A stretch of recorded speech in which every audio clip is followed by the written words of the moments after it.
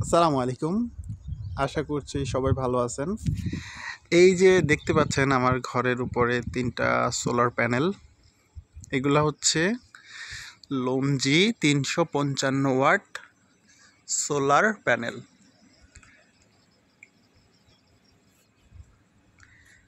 এই হচ্ছে ৩৫৫ watt solar panel. আচ্ছা, আমার বাড়িতে কিন্তু বিদ্যুৎ সংযোগ নাই। আমি যদি দেখাই, এই যে হচ্ছে বিদ্যুতের পোল, আর এই তারটা হচ্ছে আমার ওয়াইফাই যে ব্রডব্যান্ড কানেকশন, এটা হচ্ছে সেই কেবল। কিন্তু আমার বাড়িতে কিন্তু বিদ্যুৎ নাই, কোনো দিক দিয়েই বিদ্যুৎ নাই। আমি এই যে সোলার প্যানেলের উপর দিয়েই সব কিছু চালনা করছি আর কি। এখানে ৩৫৫ ওয়াট ৩টা প্যানেল লাগানো আছে। আচ্ছা, আমি ভিতরে দেখাই ব্যাটারি কয়টা আছে।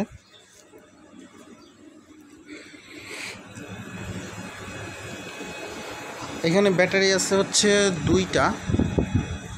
একটা হচ্ছে রিমসো, যদি দেখাই, একটা আছে হচ্ছে রিমসো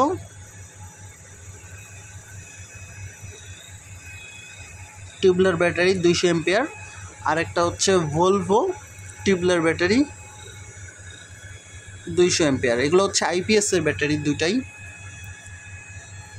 দুটাই হচ্ছে আইপিএসের ব্যাটারি 200 এম্পিয়ার এবং 200 এম্পিয়ার 400 এম্পিয়ার।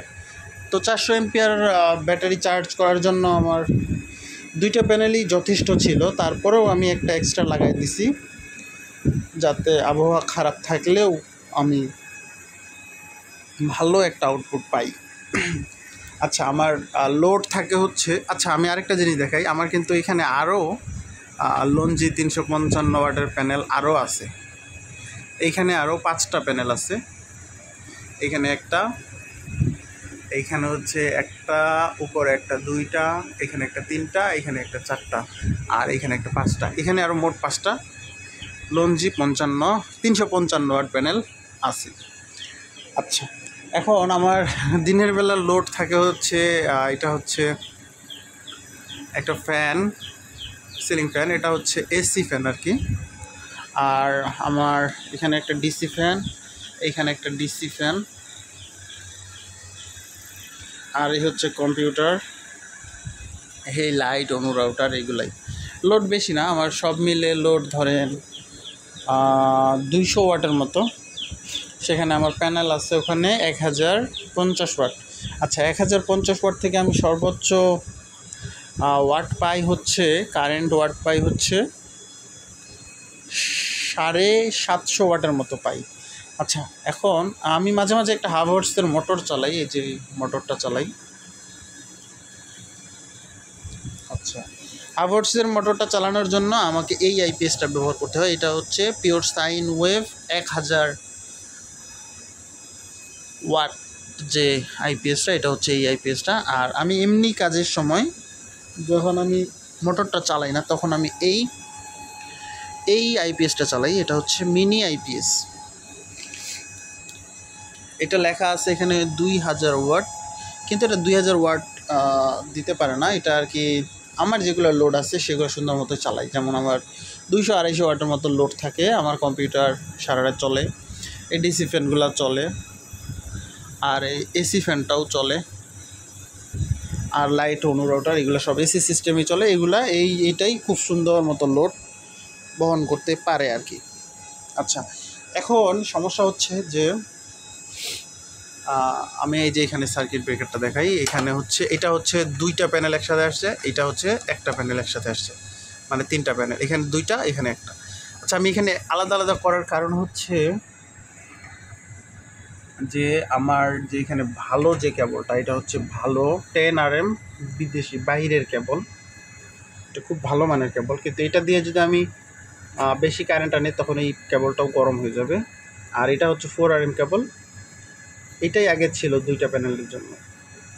তো আমি এখানে আমার যে 10RM কেবলটা, এটার সক্ষমতা হচ্ছে সর্বোচ্চ 30-35 এম্পিয়ার কারেন্ট আর কি হস্তান্তর করতে পারবে এই কেবলটা।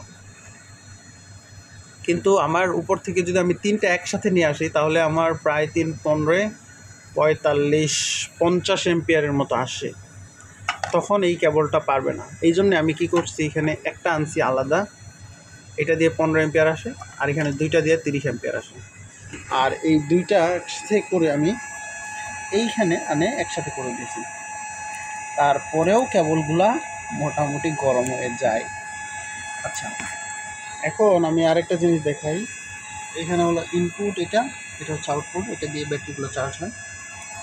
এখন আমি দেখাই, এই যে বজ্রপাতের কারণে আমার চার্জ কন্ট্রোলারের ডিসপ্লেটা নষ্ট হয়ে গেছে। এই যে দেখেন, রাতে প্রচণ্ড বজ্রপাত হওয়ার কারণে আমি এখানে সব কিছু দেখতে পাইতাম, ওয়াট, ভোল্টেজ, অ্যাম্পিয়ার, কত অ্যাম্পিয়ার আসতেছে, কত অ্যাম্পিয়ার চার্জ হচ্ছে, আমি এখানে সব কিছু দেখতে পাইতাম। কিন্তু রাতে বজ্রপাতের কারণে ডিসপ্লেটা নষ্ট হয়ে গেছে। কিন্তু চার্জ হচ্ছে, কীভাবে বুঝবো, আমি এই যে দেখেন বর্তমান ফুল চার্জের জন্য ব্লিঙ্ক করতেছে, কিন্তু এটা একটা করে জ্বলতো, কীভাবে যাচ্ছে। এখন ফুল চার্জ হয়ে গেছে, এইভাবে যখন ব্লিঙ্ক করবে বোঝা যাবে যে ফুল চার্জ হয়ে গেছে, এবং এটা বন্ধ হয়ে যাবে। এখনই ব্লিঙ্ক করাটা কিছুক্ষণের জন্য চার্জ হওয়া বন্ধ হয়ে থাকবে। আবার যেহেতু আমার লোড আছে 200 ওয়াটের মতো লোড আছে, তখন আবার একটু পরে চার্জ হওয়া শুরু করবে। তো এই হচ্ছে আমার, যদি দেখাই ডিসপ্লেটা হচ্ছে নষ্ট হয়ে গেছে। বজ্রপাত কতটা ভয়ঙ্কর, যদিও আমার সার্কিট ব্রেকারগুলো নামায় রাখা উচিত ছিল যখন বজ্রপাত হয়, কিন্তু আমি নামায় রাখি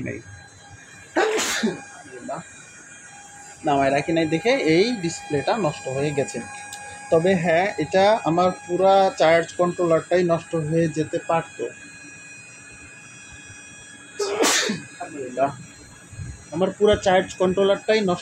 পারতো। কিন্তু আমার কপাল ভালো যে শুধু ডিসপ্লেটা নষ্ট হয়েছে, এদিকে সব কিছু ঠিক আছে, ব্যাটারিও ঠিকমতো চার্জ করছে।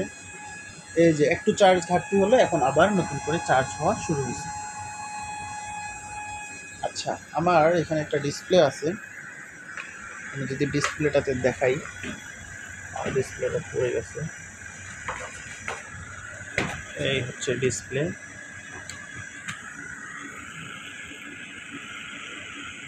14.1 ভোল্ট, 100% চার্জ, ফুল আছে। এই হচ্ছে আমার এই যে কম্পিউটারটা যদি আমি অন করি, কম্পিউটারটা অন হলো।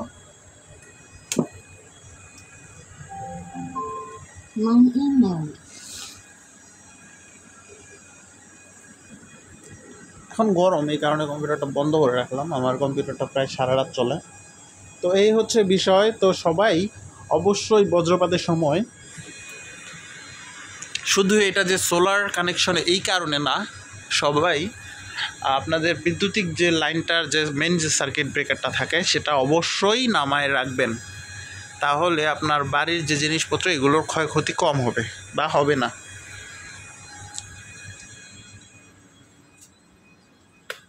এই কারণে আমি এখন দেখতে পাচ্ছি না যে কত অ্যাম্পিয়ার আসতেছে, যদিও দেখার প্রয়োজন নেই, কারণ ব্যাটারি অলমোস্ট ফুল চার্জ। তো এই হচ্ছে বিষয়। তো আমি আরেক দিন মোটরটা চালাই দেখাবো। তো ঠিক আছে, সবাই ভালো থাকবেন, আর অবশ্যই বজ্রপাতের সময় মেইন লাইনটা বন্ধ করে রাখবেন, আর যদি কারো সোলার প্যানেল থাকে তাহলে অবশ্যই সোলার প্যানেল থেকে গ্রাউন্ডিং করে রাখবেন, তাহলে এই জিনিসপত্রগুলো কম নষ্ট হবে আর কি। তো সবাই ভালো থাকবেন, সুস্থ থাকবেন। আমি আরেকবার দেখাই। ধন্যবাদ সবাইকে।